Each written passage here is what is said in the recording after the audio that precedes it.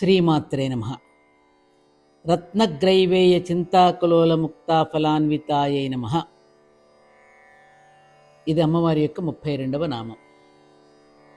అంటే రత్నముల చేత పొదగబడిన చింతాకు పతకం, ముత్యాలహారం ఇలాంటి కంఠాభరణాలతో కూడినటువంటిది అని అర్థం. రత్న అంటే రత్నముల చేత, గ్రైవేయ అంటే కంఠమునందు ధరించినటువంటిది. చింతాకు అని మన దీంట్లో కూడా పాట వస్తుంది చూడండి, చింతాకు పతకము, రామదాసు కీర్తనలో చింతాకు పతకాన్ని గురించి ఒక పాట కూడా ఉంటుంది మనకి. లోల అంటే కదులుచున్న, మన గడియారంలో అటు ఇటు కదులుతూ ఉంటుంది చూడు, గడియారంలో లోలకులు అంటారు. మన చెవులకు పెట్టుకునే పోగులను కూడా కదులుతూ ఉంటే లోలకులు. లోల అంటే ఏమిటంటే కదులుచున్న. ముక్తాఫల ముత్యాలహారంతో, అన్విత అంటే కూడినది. మన దేశంలో కొన్ని ప్రాంతాల్లో ఈ చింతాకు పతకాన్ని ఆభరణంగా ధరించడం ఉంది. రత్నాలు పొదిగిన ఈ బంగారు చింతాకును మెడలో ఆభరణంగా ధరిస్తారు. అమ్మవారు కూడా ఈ చింతాకు పతకాన్ని మెడలో ధరించింది. ఈ చింతాకు పతకంతో పాటు అటు ఇటు కదులుతూ ఉండే ముత్యాలహారం కూడా అమ్మవారి మెడలో ఉంది.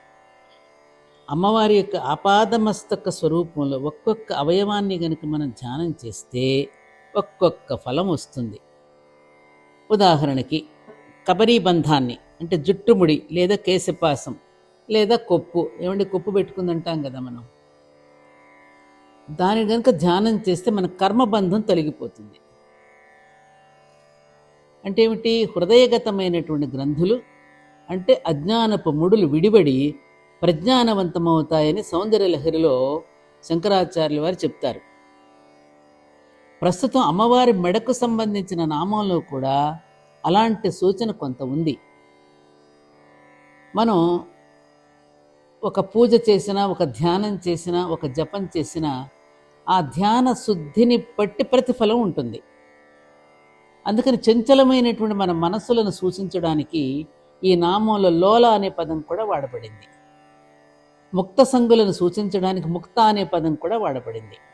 ఈ రెండు రకాల వారికి వచ్చే ప్రతిఫలాలలోని తరతమ భేదాలను సూచించడానికి ఆ ఫల, అన్విత అనే పదాలను కూడా వాడారు.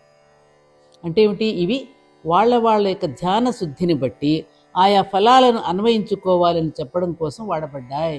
అంటే ఏమిటి? మనం మామూలుగా చెప్పాల్సి వస్తే చేసుకున్న వారికి చేసుకున్నంత, నువ్వు చేసిన దానిని బట్టి నీకు ఫలితం వస్తుంది అని అర్థం. అందుకని మనం చేసినటువంటి ధ్యాన లక్ష్య శుద్ధిని బట్టి ధ్యానించే వారికి ఆయా ఫలాలను కూడా ఇస్తుంది అనే అర్థం కూడా దీనిలో మనకు వస్తుంది. అటు ఇటు కాకుండా ఊగుతూ ఉంటాం చూడు సందేహాలతో, ఆ సందేహాలతో ఉన్నాడు సందేహంగానే ఉంటుంది.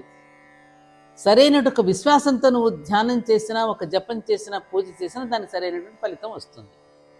అటు ఇటు ఊగులాడుతూ సందేహాలతో ఉన్నావు అనుకో, ఎటువంటి ఫలితం ఇస్తున్నందుకు చేసుకున్న వారికి చేసుకున్నంత ఫలితం. నువ్వు ధ్యానించిన దానిని బట్టి, నువ్వు పూజించిన దాన్ని బట్టి నీకు ఫలితం వస్తుంది అనే అర్థం చాలా అద్భుతంగా చెప్పారు దీనిలో. రత్నగ్రైవేయ చింతాకలోల ముక్తాఫలాన్వితాయై నమః.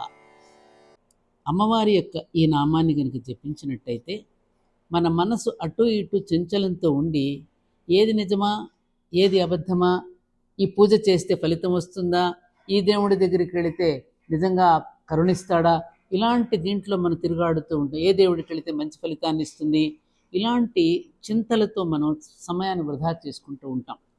ఒక విశ్వాసంతో ఒక దేవుడిని గనుక మన లక్ష్య స్థితితో గనుక మనం ఆరాధిస్తే సత్ఫలితం తప్పకుండా దొరుకుతుంది. ఈ నామాన్ని గనుక మనం జపిస్తే ముక్త స్థితి వస్తుంది. అలాగే ఇటువంటి డౌట్లన్నీ కూడా మనలో నుంచి దూరం అయిపోయి ఒక లక్ష్య సిద్ధికి మనల్ని నడిపిస్తుంది. ఇంత అద్భుతమైన రహస్యనామ స్తోత్రాలలో ఉన్న అనేక రహస్యాలను మీరు తెలుసుకోవాలి అంటే ఈ ఛానల్ని మీరు సబ్స్క్రైబ్ చేసుకుంటే మీకు అనేక విషయాలు తెలుసుకోగలుగుతారు. చేసుకుంటారు కదూ?